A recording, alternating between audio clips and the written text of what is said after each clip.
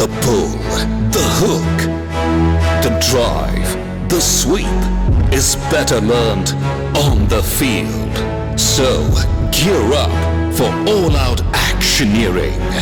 Only at Agni College of Technology.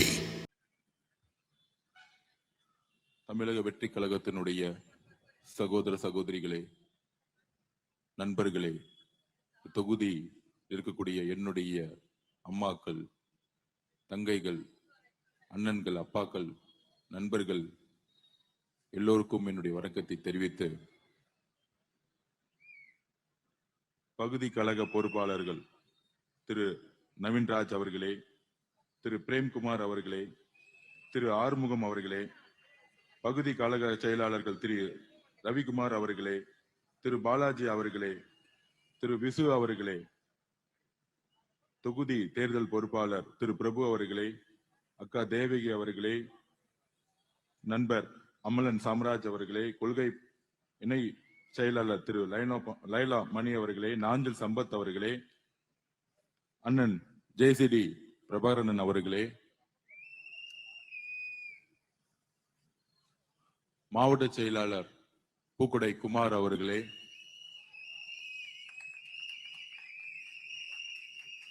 Egmore தொகுதியின் வெற்றி வேட்பாளர் என்னுடைய சகோதரர் அவர்களே, எல்லோருக்கும் என்னுடைய வணக்கத்தை தெரிவித்து, இந்த வில்லிவாக்கம் தொகுதியின் என்னுடைய முதல் உரை, என்னுடைய அறிமுக உரை, ஆனால் என்னுடைய வாழ்நாள் முழுவதும் இங்கு இருக்கக்கூடிய என்னுடைய அன்பான உரை இந்த தொகுதி மக்களுக்கு. நான் இங்கு தொகுதியின் வேட்பாளராக வரவில்லை. இங்க இருக்கக்கூடிய ஒவ்வொரு குடும்பத்தின் உறுப்பினராகவும், ஒரு நல்ல மகனாகவும், ஒரு நல்ல தம்பியாகவும், ஒரு நல்ல அண்ணனாகவும், உங்களுடைய பாசத்துடன் ஒவ்வொரு வீட்டிலும் எப்படி தலைவர் ஒவ்வொரு வீட்டிலும் நுழைந்த பிறகு இன்றைக்கு இந்த கட்சியை உருவாக்கினாரோ, அந்த மாதிரி இந்த தொகுதியில ஒவ்வொரு குடும்பத்திலும் ஒரு உறுப்பினராகவே நான் இங்கு இருக்க வந்திருக்கிறேன். இது வெறும் தேர்தல் வெற்றிக்காக நான் இங்க நிற்கவில்லை. ஒரு உணர்வால், உண்மையான அன்புடன் இந்த தொகுதியுடன் என்னுடைய பயணத்தை நான் என் வாழ்நாளில் தொடங்குகிறேன். இந்த பயணம் என்னுடைய உயிருள்ள வரை இருக்கும். என்னுடைய உயிருள்ள வரை இருக்கும்.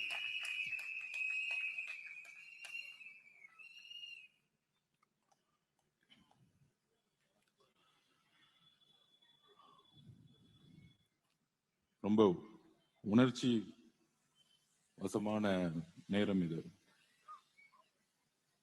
நாங்க என்ன தப்பு செஞ்சோம்? திரு மு க ஸ்டாலின் அவர்களே,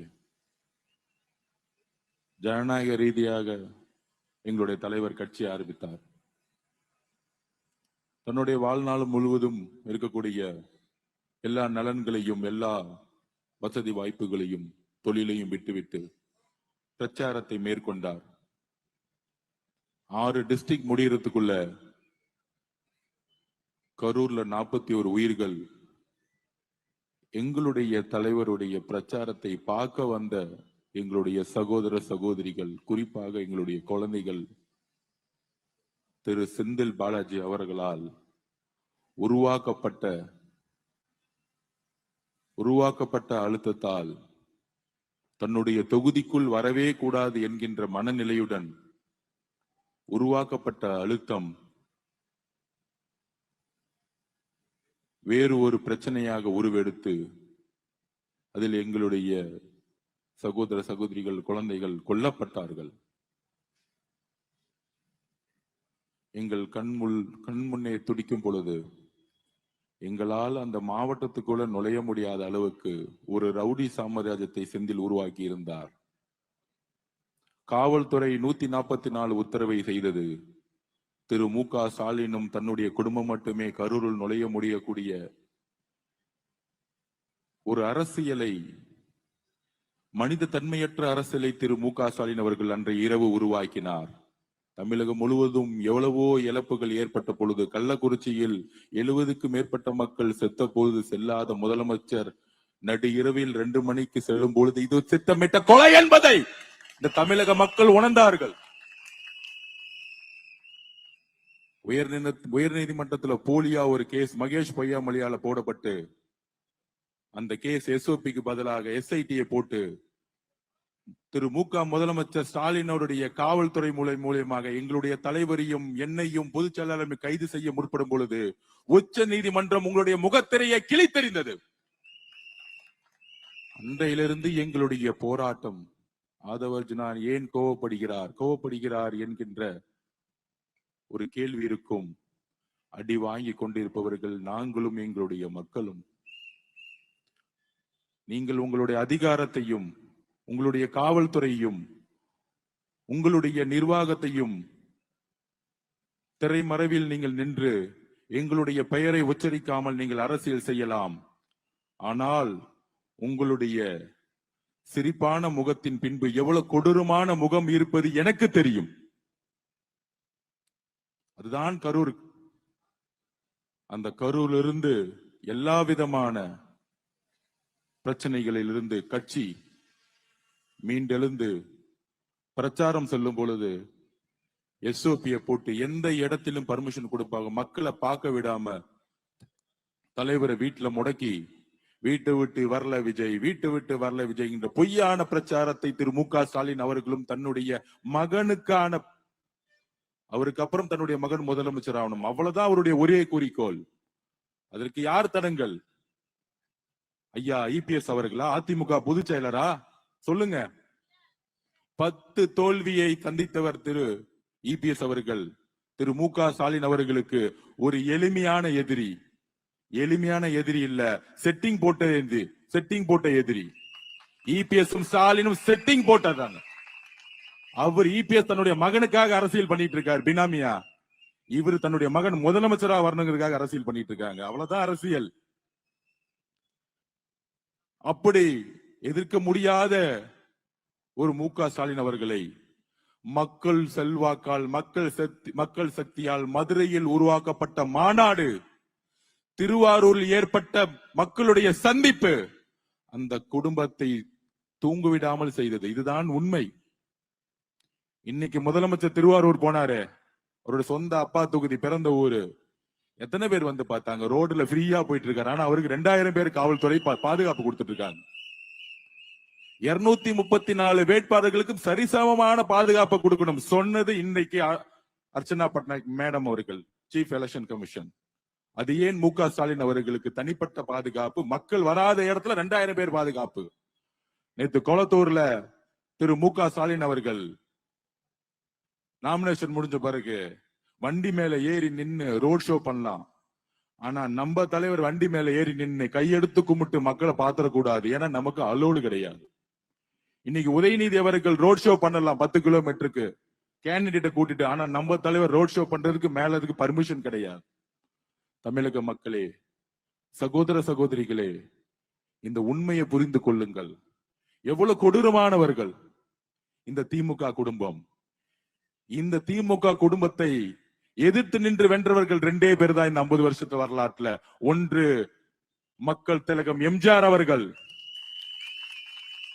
இன்னொன்று சட்டசபையில் தன்னுடைய சேலையை கிழித்தெறிந்தாலும் வெற்றி பெற்று முன்னாடி நின்று வெற்றி காட்டிய புரட்சி தலைவி அம்மா அவர்கள். ஆனால் அதற்கு அப்புறம் அவர்களை எதிர்க்கக்கூடியவர்கள் எல்லோரையும் ஒன்று வீழ்த்திருப்பார்கள், இல்ல பணி வைத்திருப்பாங்க, இல்ல ரெட் ஜெயின்ட் மூவி வச்சு விலைக்கு போயிருப்பாங்க. ஆனால் தனக்கு தனிப்பட்ட முறையில் எந்த சோதனைகள் வந்தாலும், எந்த அவமானங்கள் வந்தாலும், எந்த மிரட்டல்கள் வந்தாலும், கொலைக்காரன் என்று திமுக ஊடகங்களால் கட்டவிழ்க்கப்பட்டாலும் 200 YouTube channel, 10 TV channel, 10 media, 300 கோடி 400 கோடி தமிழக அரசால் செலவு செய்யப்பட்ட செய்தி துறை, அப்படி ஒரு கட்ட வைக்கப்பட்ட செய்தி ஊடகங்கள் இருந்தாலும், ஆனால் எங்களுடைய தலைவருடைய உண்மை, எங்கள் தலைவருடைய நம்பிக்கை, எங்கள் தலைவர் மேல வைத்த பாசம், அன்பு இன்றைக்கு வரைக்கும் திமுக உடைக்கவே முடியல.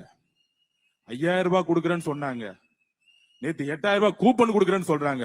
என்ன சாரதாஸ் கடையை நடத்திட்டு இருக்கீங்க, சென்னை சில்க்ஸ் கடையை நடத்திட்டு இருக்கீங்க. பேசாம சரவணா ஸ்டோர்ஸ் ஓனர் ஆயிடுங்க. மு க ஸ்டாலின் அவர்களே, அண்ணாச்சி கூட கூப்பன் கொடுக்க மாட்டாரு. அரசியல் கட்சி நடத்துறீங்களா?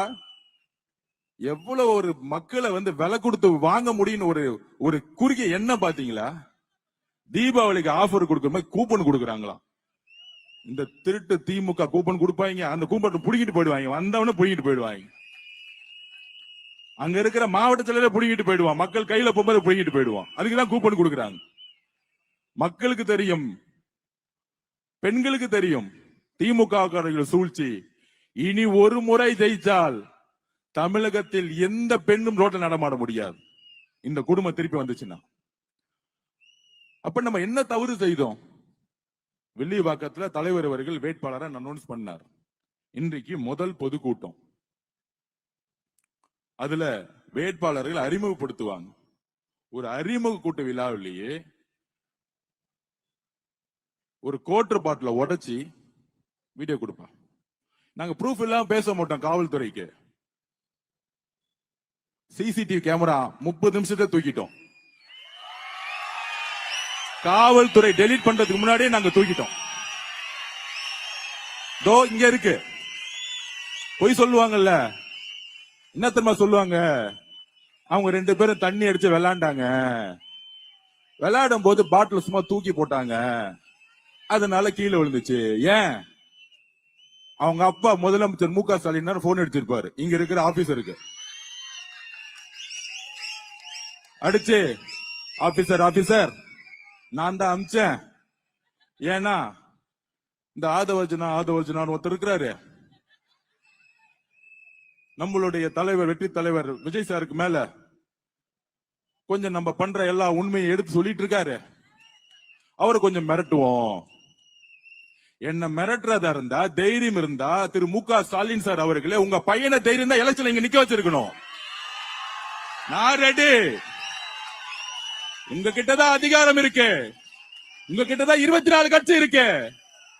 தைரியமா உங்க பையனை உதயநிதி ஸ்டாலின வில்லிவாக்கத்துல நிக்க வச்சு என்ன ஜெயிச்சிருந்தா உங்களுக்கு தில்லு இருக்கு. உங்க மகனை பொய்யும் 100 வருஷமா ஜெயிச்சிட்டு இருக்க ஒரு தொகுதியில நிக்க வச்சுக்கிட்டு சேஃப்டியா ஒரு தொகுதியில நிக்க வச்சிட்டு இருக்கீங்களே, தைரியம் இருந்தா உங்க பையனை அமைச்சிருக்கணும் மு க ஸ்டாலின் அவர்களே. ஏன்னா உங்க பையனுக்கு ஒண்ணும் தெரியாது. நம்ம நாயகன் படத்துல சொல்லுவாரு, அந்த புள்ளைக்கு ஒண்ணும் தெரியாதுப்பா, விட்டுருப்பா, பாவம்பா. திடீர்னு எழுதி கொடுத்தா பெரியார் அப்படின்னு சொல்லுவாரு, திடீர்னு எழுதி கொடுத்தா சேகோரான்னு சொல்லுவாரு. செங்கலை தூக்குனாங்க, இது வரைக்கும் மதுரை ஹாஸ்பிட்டல் கட்டி முடிக்கல. ஒரு ஸ்போர்ட்ஸ் சிட்டி உருவாக்குவோம்னு சொன்னாங்க, அப்ப நம்ம இன்னைக்கு புதுசா செங்கல் தூக்குவோம். போன தேர்தல்ல ஸ்போர்ட்ஸ் சிட்டியை உருவாக்கணும்னு சொன்னாங்க, இது வரைக்கும் கட்டி முடிக்கல. எங்க போச்சு? 5 வருஷமா ஸ்போர்ட்ஸ் மினிஸ்டரா இருந்தாரு, ஸ்போர்ட்ஸ் சிட்டி உருவாக்கிட்டாரா? அப்ப நம்ம செங்கலை தூக்குவோமா? ஏன் உருவாக்கல?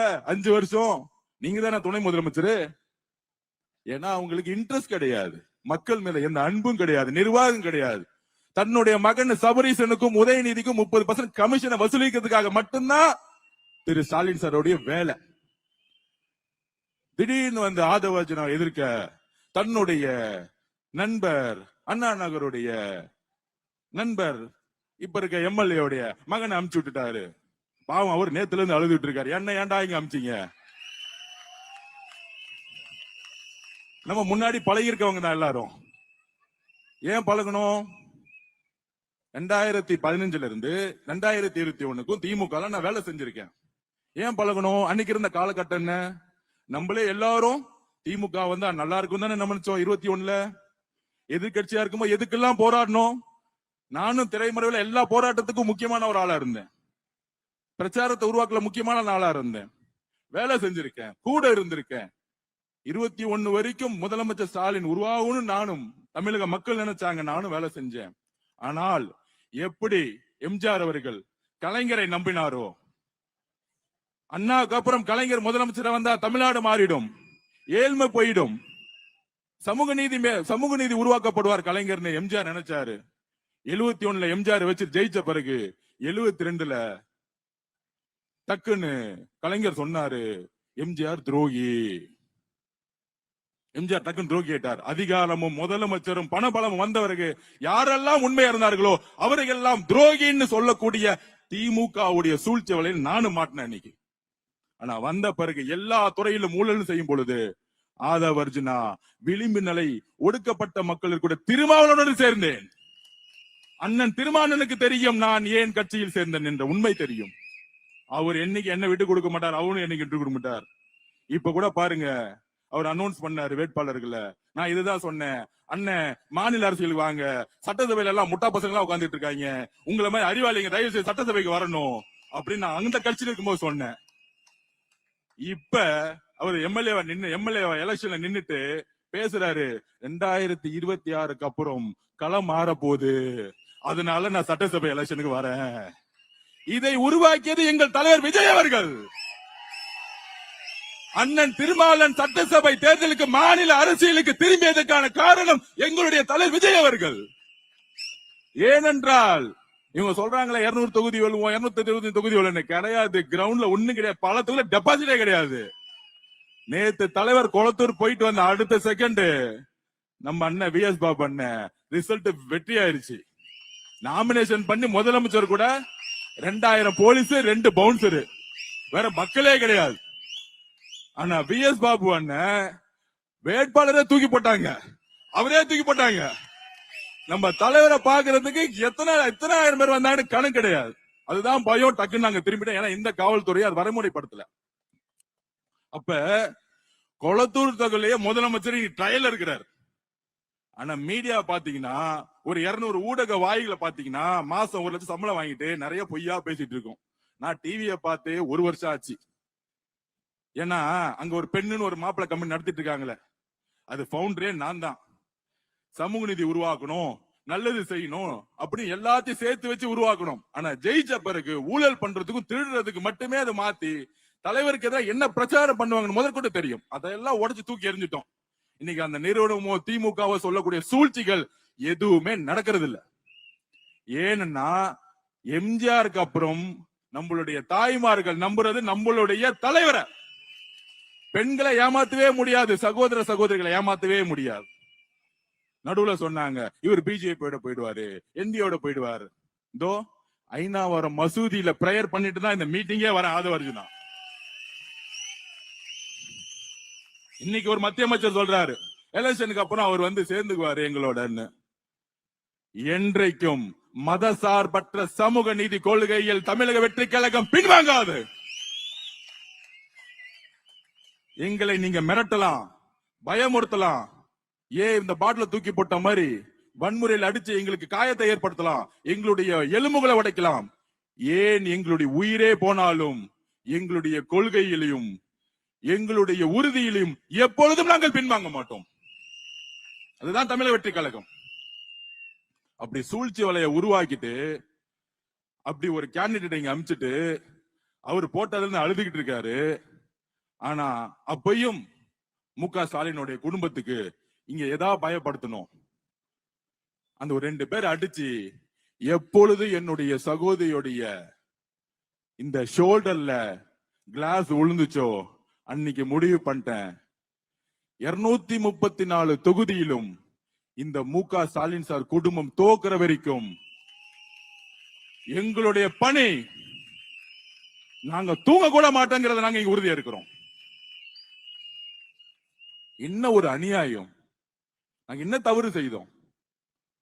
காவல்துறை இப்பொழுது அந்த 2 பேரை ரிமாண்ட் செய்ததா இப்பதான் சொன்னாங்க, கைது செய்யப்பட்டுட்டாங்க. ஆனால் எஃப்ஐஆர்ல இது வன்முறைக்காக உருவாக்கப்பட்டதுன்னு எழுதி இருக்கணும். இதுக்கு பின்னாடி யாரு அமிச்சாங்களோ அவங்கள உடனடியா கைது செய்யணும். யாரு மூளை நீங்க உடனடியா விசாரிக்கணும். அப்படி இல்லை என்றால் நாளைக்கே நாங்க உண்ணாவிரத்துல இறங்குவோம்.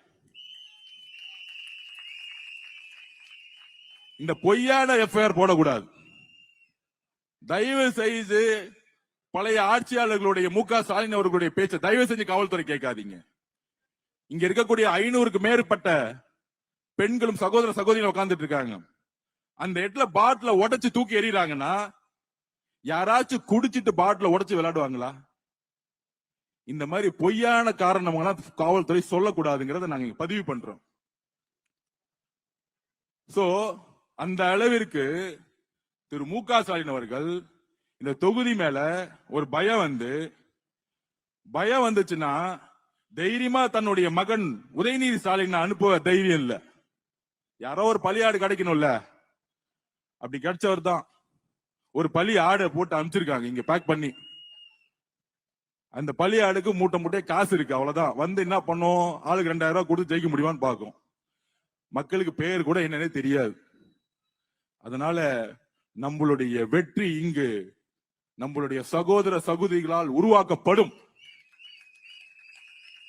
இன்றைக்கு உடைத்த இந்த பாட்டில்கள், இந்த அராஜகங்கள், இந்த வன்முறைகளே சகோதர சகோதரிகள் நாளையிலிருந்து என்ன மாதிரி பிரச்சாரத்தை உருவாக்க போறான்னு பாருங்க. நீங்க ஒரே ஒரு சகோதரி மேல கை வச்சா, நான் திருப்பியும் சொல்றேன், ஐநாவரம் மார்க்கெட்ல உட்காருவோம், நாங்க எல்லாரும் உட்காருவோம். இந்த 21 நாள் திமுக வன்முறை தவிர வேற ஒண்ணும் தெரியாது. ஒன்னு வன்முறை, இன்னொன்னு மிரட்டல். நேத்து பெரம்பூர்ல தலைவர் ஃபர்ஸ்ட் நான் நாமினேஷன் பண்ணேன். நான் வந்து இந்த டைம் இதெல்லாம் பாக்குறது இல்ல. தலைவர் ஜெயிக்கணும், இதுதான் என் குறிக்கோள். ஃபர்ஸ்ட் நாமினேஷன் பண்ணி முடிச்சிட்டு பெரம்பூருக்கு போனேன் அவசரமா. அங்க அழகா போலீஸ், உண்மையிலே காவல்துறை பெரம்பூர்ல இருக்கவங்க கரெக்டா பிளான் பண்ணி தலைவரை பேச வச்சுட்டு கரெக்டா வெளியே அமிச்சாங்க. ஆனா பெரம்பூர்ல இருந்து வெளியே வந்து எப்ப வந்து குளத்தூருக்குள்ள நுழையிறோமோ எந்த இடத்திலும் எந்த காவல்துறையும் கிடையாது. இது கரூர்ல பார்த்த மாதிரியே இருந்துச்சு. இதுதான் காவல்துறையோடைய சூழ்ச்சி. இதுதான் மு.க. ஸ்டாலின் அவர்களோட சூழ்ச்சி. என்ன சூழ்ச்சி? கண்டிப்பா குறுகலான ரோடு இருக்குன்னு தெரியும். நம்ம 500 பேத்துக்கு மேல கூப்பிடக்கூடாதுன்னு ஆல்ரெடி முடிவு பண்ணி ஆல்ரெடி விஎஸ் பாபு சொன்ன மாவட்ட செயலர் சொன்ன அண்ணன் யாருமே கூப்பிடாதீங்க, மக்கள் இயற்கையா வரவங்க வரட்டும், நம்ம கூட்டம் தேவையில்ல. தலைவர் நின்னு பேசிட்டா 5 கோடி பேர் பாக்குறாங்க டிவில, யூடியூப்ல, நமக்கு அது போதும். மக்களை கூட்டிட்டு வந்து ஒருங்கிணைக்கக்கூடிய அரசியல் கட்சி நம்ம இல்ல. இந்த உதயநிதி ஸ்டாலின் போகும்போது சொன்னாரு 200 ரூபாய் கொடுத்து கூட்டிட்டு வர்றது, ஸ்டாலின் சார் போகும்போது 500 ரூபாய் கொடுத்து கூட்டத்தை கூட்டிட்டு வர்றது, அதிமுக இபிஎஸ் ஐயா போகும்பொழுது கூட்டத்தை கூட்டி வரதுக்கு திருப்பி ஒரு 300 ரூபாய் கொடுக்கிறது. இது அதிமுகவோ திமுகவோ கிடையாது. மக்களால் உருவாக்கப்பட்ட, பெண்களால் உருவாக்கப்பட்ட தமிழக வெற்றி கழகம். இது மக்கள், பீப்புள் மூவ்மெண்ட், மக்களால் உருவாக்கப்பட்ட கட்சி. இது எங்க தலைவர் வீட்டுக்கு உள்ள போயிட்டு தான் கட்சி ஆரம்பிச்சார். இது உண்மை. திமுக இன்னைக்கு காலையில பிரச்சாரத்துக்கு போன 7 மணில இருந்து, அது ஒரு திமுக வீடு. நான் அந்த டோர்ல பார்க்கும் போதே மு.க. ஸ்டாலின் சிரிச்சுக்கிட்டே ஒரு ஸ்டிக்கர் ஒட்டி வச்சிருந்தாங்க. நான் நம்ம பகுதிட்டான சொன்னேன், இங்க போலாமான்னு கேட்டேன். போய் நின்னு, அம்மா விஜய் சாருக்கு ஓட்டு போடுங்க, இந்த தொகுதியில ஆதவ அர்ஜுனா எனக்கு ஓட்டு போடுங்க, விசில் சிம்பிள் ஓட்டு போடுங்கன்னு சொன்னதுதான் மிச்சம். நீங்க தாங்க ஜெயிக்கீங்க, இவங்க ஒளிஞ்சு போனுங்க அப்படின்னு சொல்லிட்டாங்க.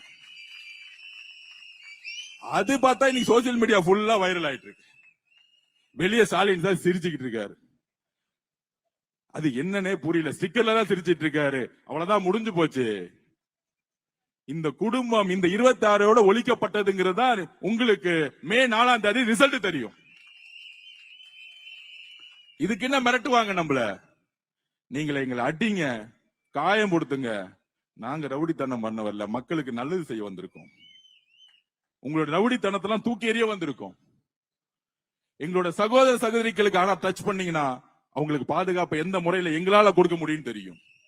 நாங்க ரோட்ல உக்காந்தா, நாங்க மட்டும் ரோட்ல அமைதியான முறையில உக்காந்தா எங்களை அரெஸ்ட் பண்றதுக்கு சிறைசாலையில இடம் இல்ல. நான் ஓப்பனாவே சொல்றேன், நாங்க ரவுடித்தனம் பண்ண வரல. 50,000 பேர் உட்காரோம் வில்லிவாக்கத்துல. 1 மணி நேரம் போதும், ஒரு வாட்ஸ்அப் மெசேஜ் போதும். வந்து ஐநாவரம் மார்க்கெட்ல பஸ் ஸ்டாண்ட்ல உட்காருங்க தோழர்களேன்னு சொன்னா ஒட்டுமொத்த ஜென்சி சகோதரர் வந்து உட்கார்ந்துட்டு இருப்பாங்க. அமைதியான முறையில நீ லத்தி சார்ஜ் பண்ணு, எங்களை அடி, நாங்க அமைதியான முறையில அறவரையில நாங்க போறதுக்கு ரெடியா இருப்போம். நாங்க உண்ணாவிரதம் பண்ணுங்க ரெடியா இருக்கோம். ஆனா நாங்க உக்காந்தோம்னா 50,000 பேர் அரெஸ்ட் பண்ணுங்க, நீங்க ரெடி ஆகிக்கோங்க. ஏன்னா எவ்வளவு அடி இருக்குது, எவ்வளவு வழிகளை நாங்க வாங்குறது. கரூர்ல எங்கள் மக்களை கொண்டு எங்க மேல பலி போட்டீங்க. ஆனா அந்த உச்ச நீதிமன்றம் உண்மையை சொன்னுச்சு. அதுக்கப்புறம் அவர் என்ன தப்பு செஞ்சாரு? தன்னுடைய சினிமா துறையை விட்டுட்டு தொழிலை விட்டுட்டு எல்லாத்தையும் வந்துட்டு நான் நல்லது செய்ய வரேன் பிரச்சாரத்துக்கு வராரு. அந்த பிரச்சாரத்தை எப்ப பார்த்தாலும் முடக்கிறதே வேலை. ஏன் குளத்தூர்ல வரக்கூடாதா? உங்க அப்பா வீட்டு சொத்தா குளத்தூர்? என்ன மன்னராட்சி நடக்குதுங்க? குளத்தூருக்குள்ள வரவே கூடாதுன்னு சொல்றது மன்னராட்சி அது. கரூருக்குள்ள வந்தா செந்தில் பாலாஜி வன்முறை பண்ணுவாரு, குளத்தூருக்குள்ள வந்தா சேகர் பாபா வச்சுக்கிட்டு அங்க இருக்கிற ஆபீசர் வச்சு கேஸ் போடுறது, மிரட்டுறது, எஃப்ஐஆர் போடுவாங்களா? நீ 1000 எஃப்ஐஆர் போடு, தூள் தூளாக்கிட்டு போயிட்டே இருப்ப ஆளுங்கட்சி ஆகும் போது. யாரை பார்த்து பயப்படுறோம்? எங்களுக்கு எந்த பயமும் கிடையாது. என்ன பண்ணுவீங்க? எங்களுடைய நம்பிக்கை, எங்களுடைய உறுதி மக்களுடைய நம்பிக்கையிட்ட இருந்து நாங்க உருவாக்கிட்டு இருக்கோம். உங்களை மாதிரி காசு கொடுத்த ஒரு நம்பிக்கை எங்களுக்கு கிடையாது. அங்கிருந்து அந்த நம்பிக்கை வரைக்கும் நாங்க தைரியமா மக்கள் முன்னாடி நிற்போம். ஏன்னா நாங்க ஊழல் செய்தது கிடையாது. ஆதவர்ஜுனா யார்? நான் இன்றைக்கு பதிவு பண்றேன். 5 வயதில் என்னுடைய குடும்பம் ஒரு காவல்துறை குடும்பம். என்னுடைய தாத்தா ஒரு போலீஸ் ஆபீசர். 2 பெண்கள், ஒன்னு திலகவதி ஐபிஎஸ், தமிழ்நாட்டின் முதல் காவல்துறை அதிகாரி என்னுடைய பெரியம்மா. போலீஸ் குடும்பத்தில் வளர்ந்தவன் நானு. இன்னொரு தங்கை எங்களுடைய அம்மா. படித்து கனவால் ஜெயிக்கணும்னு நினைச்சாங்க. ஆனா என்னுடைய பாட்டி, எங்களுடைய அம்மாவுடைய அம்மா, இல்ல ஒரே கேஸ்ட்ல நீ மேரேஜ் பண்ணு, போய் கல்யாணம் பண்ணு அப்படின்னு சொல்லும் போது அவங்களுடைய கனவுகளை தூக்கி எறிந்து கல்யாணம் பண்ணி வச்சாங்க. போன இடத்துல வறுமை, கடன், பொருளாதார சூழ்நிலை, என் கண் முன்னாடியே தற்கொலையில இருந்தாங்க. என் கண் முன்னாடி 5 வயதில் என்னுடைய தாயோடைய சாவை பார்த்தவன் நான். 5 வயதில் இருந்து பார்த்தவன் நான். அங்கிருந்து உருவாக்கப்பட்ட தனிமை. 13 வயதில் என்னுடைய ஆசிரியர் என்னுடைய நூலகத்தில் உட்கார வச்சார். என்னுடைய கோபங்கள், சமூகத்தில் மேற்பட்ட கோபங்களை மாற்றினார். படிச்சுக்கிட்டே இருப்பேன். அப்பொழுதுதான் அம்பேத்கரை படிச்சேன். ஏன் சாதியை ஒழிக்க வேண்டும்? சாதியினால் என்னுடைய அம்மா தற்கொலை செய்யப்பட்டார். அப்பொழுதுதான் அம்பேத்கரை உள்வாங்கினேன், பெரியாரை உள்வாங்கினேன். எப்பொழுது? என்னுடைய 14 வயதில். 15 வயதில் நான் படித்தது இன்ஜினியரிங் அல்ல, ஸ்போர்ட்ஸ் கோட்டால என்னுடைய சொந்த முயற்சியில் மேடம் ஜெயலலிதா அவர்கள் உருவாக்கப்பட்ட சிஎம் சீஃப் மினிஸ்டர் ஸ்காலர்ஷிப்ல தமிழ்நாட்டில் 3 பேர்ல ஒரு ஆளா சென்னையோட ஸ்போர்ட்ஸ் ஹாஸ்டல்ல எனக்கான கல்வியை நானே உருவாக்கியவன். நான் ஏழைதான், ஆனால் வேலை தெரிந்தவன். பொலிட்டிக்கல் சயின்ஸ் 15 வயசுல படிச்சேன். பல்வேறு துறைகளை வேலை செஞ்சேன். எனக்கு வறுமைதான். எனக்கு திருமணம் நடந்தது, காதல் திருமணம். காதல் திருமணம் ஏழை பணக்காரர் என்று பார்த்து வருவது கிடையாது. ஆனால் நான் ஏழையாக இருந்ததால் அந்த திருமணமும் இன்றைக்கு வரைக்கும் விமர்சனம் செய்யப்படுகிறது. ஒரு ஏழை பணக்காரன் ஆகக்கூடாது என்கின்ற சமூகம் சொல்லுகிறது. அரசியலுக்கு வந்து திமுக குடும்பம் மாதிரி கொள்ளை அடிச்சு நான் இந்த இடத்துக்கு வரல. அப்ப கல்யாணம் செய்த பிறகு என்னுடைய பொருளாதாரத்தை நான் உருவாக்க வேண்டும். அப்பொழுது குடும்ப உறுப்பினர்கள் மூலம் ஒரு பேங்க் உருவாக்கின, மைக்ரோ பைனான்ஸ். 7 வருஷம் கடுமையாக உழைத்தேன். 100 ரூபாயில இருந்து 3000 கோடி கம்பெனியா மாத்தினேன். அதுக்கு என்னுடைய குடும்ப பொருளாதாரத்தில் ரீதியா எனக்கு சப்போர்ட் தந்துச்சு. ஆனால் அரசியல் வரும் பொழுது அந்த நிறுவனத்தை தூக்கி எறிந்து அதில் விற்ற ஒரு முதலீடை வைத்து வெளியே வந்து அரசியல் தான் என்னுடைய வாழ்க்கை என்பதை வெளியெடுத்து வந்தேன். இது பொது தளத்தில் சொல்றேன். இனிமேற்றும் ஆதவர்ஜுனாக்கு தொழில் கிடையாது, எந்த தொழில் குறிக்கோளும் கிடையாது. ஏன் நான் அரசியல் வரேன்? 15 வயதில் முடிவு பண்ண. அதனாலதான் பொலிட்டிக்கல் சயின்ஸ் படிச்சேன். உங்களுடைய உதயநிதி பொலிட்டிக்கல் சயின்ஸ் படிச்சாரா? இல்ல மு.க. ஸ்டாலின் சார் பொலிட்டிக்கல் சயின்ஸ் படிச்சாரா? என்னுடைய கனவு, என்னுடைய குறிக்கோள் 14 வயதில் உருவாக்கப்பட்டது. என்னுடைய உறுதியை உழைக்க முடியாது. ஏன் தெரியுமா? எங்க அம்மா சாவும் போது கைய பிடிச்சிட்டு சொன்னாங்க, எங்க அக்கா தைரியமா முடிவு பண்ணுச்சு, தமிழ்நாட்டோடைய ஃபர்ஸ்ட் போலீஸ் ஐபிஎஸ் ஆபீசர் ஆயிட்டாங்க. அந்த டைம்ல வெள்ளூர்ல அவங்க தான் டிஎஸ்பியா இருந்தாங்க. நான் தம்பி, நான் தைரியமா முடிவு பண்ண முடியல. அதனால நான் இன்னைக்கு இறக்குறேன். ஒன்னே ஒண்ணு உறுதி கொடு, காலம் முழுவதும் உண்மையாகவும் தைரியமாக வாழு. எதற்காக போராடு. யார பார்த்தும் பயப்படாத. சொன்னது எங்க அம்மா. எங்க அம்மாவோட கடைசி வாக்கியம், கடைசி வாக்குறுதி. ஒவ்வொரு செயலை செய்யும் பொழுது நான் எங்க அம்மாவுடைய கடைசி மரண வாக்குமூலத்தை நினைத்தே வாழ்ந்து கொண்டிருக்கிறேன். என்னுடைய வாழ்க்கை, என்னுடைய மனைவி, என்னுடைய தங்கை, என்னுடைய 8 வயது குழந்தை, அவ்வளவுதான். அதற்கு மேல பெரிய வாழ்க்கை கிடையாது. ஆனால் 15 வயதில் உருவாக்கப்பட்ட வாழ்க்கை என்னுடைய அம்மாவுடைய இறப்பிலிருந்து உருவானது. ஒரு ஏழை தாய் இந்த சமூகத்தில் ஏன் தற்கொலை செய்தார்கள்? அந்த கேள்வி என்னுடைய 6 வயதிலிருந்து உருவாக்கப்பட்டது. அந்த 6 வயதிலிருந்து உருவான நான் இன்று உங்கள் முன்னால் ஒரு அரசியல்வாதியாக உறுதியாக நிற்கிறேனா? இந்த சமூகத்தில் மாற்றத்தை உருவாக்க வேண்டும். என்னுடைய தாய் மாதிரி ஒருத்தரும் தற்கொலை பண்ணிக்க கூடாது. இங்க இருக்கக்கூடிய அதிகாரங்கள் மக்களுக்காக உருவாக்கப்பட வேண்டும். இங்க கூட அரசியல் மக்களுக்காக உருவாக்கப்பட வேண்டும். இங்க கூட அரசியல் ஏழைகளுக்காக உருவாக்கப்பட வேண்டும். நான் ஒரு ஏழையாக இருந்தேன். ஆனால் நான் உருவாக்கிய பணம் இது வரைக்கும் என் மேல எந்த கேஸும் கிடையாது, இன்றைக்கு வரைக்கும். சகோதர தலைவர்களே, என்னை உங்க குடும்பத்தில் ஒரு உறுப்பினராக சேர்த்துக் கொள்ளுங்கள். ஆதவர்ஜுனா சாதிக்கு அப்பாற்பட்டவன், ஆதவர்ஜுனா மதத்திற்கு அப்பாற்பட்டவன், ஒரு ஏழை விவசாய தாயுடைய தற்கொலையிலிருந்து பிறந்து வளர்ந்தவன். எனக்கு என்ன வசதி வாய்ப்புகள் கிடைத்தாலும் 2 துறை தான். ஒன்று அரசியல் பயணிவது, இன்னொன்னு விளையாட்டுத்துறை. எனக்கு சாப்பாட்டு கொடுத்தது விளையாட்டுத்துறை. சென்னைக்கு வரும் பொழுது எனக்கு வீடு கிடையாது. சென்னைக்கு வரும்போது 3 வேளை சாப்பாடு கிடையாது. இந்த தமிழக அரசு என்னை தத்தெடுத்தது. அதனால்தான் அரசியல் நுழைந்தேன். விளையாட்டுத்துறை மூலமா தான் எனக்கு ஷூ கிடைச்சிச்சு. 300 ரூபாய் கொடுத்து ஷூ வாங்க முடியாததான் ஆதவர்ஜுனா. அதனால்தான் எந்த சங்கங்களில் ஊழல்கள் இருந்ததோ, ஒரு சாதாரண விவசாயத்தில் குடும்பத்தில் பிறந்து தமிழக கூடைப்பந்து சங்கத்தில் நான் போட்டியிட்டு பிரசிடென்ட் ஆன. இந்த இந்தியா நாட்டினுடைய தலைவரா உயர்ந்து நிக்கிறேன். பணம் இருக்கு, பெரிய வசதியான குடும்பம், ஃபாரின்ல சுத்தினது கிடையாது. என் பாஸ்போர்ட் எடுத்து பாருங்க.